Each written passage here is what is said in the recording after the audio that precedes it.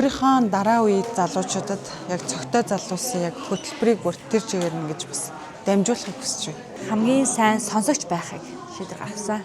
Үнэнч нөхөрлөл, хайр дүүрэн амьдралаар дагуулахыг хүсэж байна. Их сонсож ойлгох хэрэгтэй байна гэдгийг энэ хөтөлбөрөөс ойлгож байна да.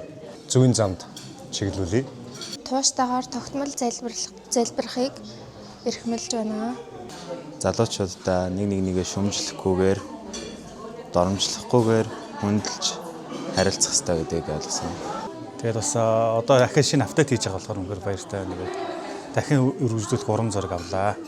Залуучуудыг одоо зөв сайхан амьдрахад нь одоо өөрийнхөө хийх ажлаа одоо хандуулна гэж бодож байгаа. Залуучуудын хөтөлбөрөөс сургалт уулзалтаа би залуучуудтай хэрхэн харилцах вэ, илүү сайн нөхөрлөх вэ гэдгийг сонсож авлаа. Монгол залуучууд, ахлагч удирдагч пасторууд мөр зэрэгцэн олон монгол хүүхдүүдээ залуучуудаа энэ сайхан игнэндээ нэгтгэж эрүүл зөв амьдралаар эрч хүчтэйгээр аж жаргалтайгаар амьдраасай гэж хүсэж байна. 10 жилийн хүүхдүүдэд, ахлах ангийн хүүхдүүдэд энэхүү хөтөлбөрийг хэрэгжүүлнэ гэсэн төлөвлөгөөтэй байна. Сүмийнхаа залуучуудтай нийлээд залуу хүмүүст өсвөр насныхныг аврал руу хөтлөх ажлыг зохион байгуулъя гэж шийдэж байна. За сүмийнхаа залуучуудыг бүгднийг уриалгах, манлайлах бас дээрэс нь шинэ залуучуудаа илүү хамгаалахтай бодолтой байгаа. Ачаад одоо тэгээд энэ хөтөлбөрийг сүм дээрээ болов сургуулиудаар хэрэгжүүлээд тэгээд олон шин залуучуудтай нөхөрлөж, таньж мэдэж сүмдээ авчрахыг тэднийг дагалдагч болгохыг зориндоо. Залуусыг алдахаас нь хамгаалах, сурж мэддэг зүйлээ дамжуулах тийм шийдвэр гаргасан. Иймэрхүү үйл ажиллагаанд ер нь дандаа оролцож идэл гэж шийдсэн. Ингээд хорт зуршлаас ингээд ер нь бол ингээд өөрөө ингээд хол бай гэж ер нь боцоохгүй. Ингээд одоо үеийн хүүхдүүд чинь ингээд багасаа веб татдаг болсон. Тэрнээс ингээд жоохон хол бай. Ер нь бол тэрнийхээ төлөө хүүхдүүдийг ч гэсэн гараасаа гэж жоохон уриалмаар байна.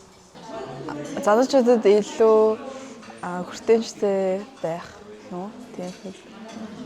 Амьдралдаа хэрэгжүүлэхээр шийдсэн бодол гэвэл ер нь илүү нээлттэй сүмийнхаа залуучуудтай хамт нөхөрлөе гэж хэлсэн. За ер нь хаа газар хөтөлбөрүүдийг ер нь хэрэгжүүлээд тоглоомууд нь ер нь тоглооход айгүй гоё нөхөрлөгийг бий болох юм байна гэж ойлголоо доо.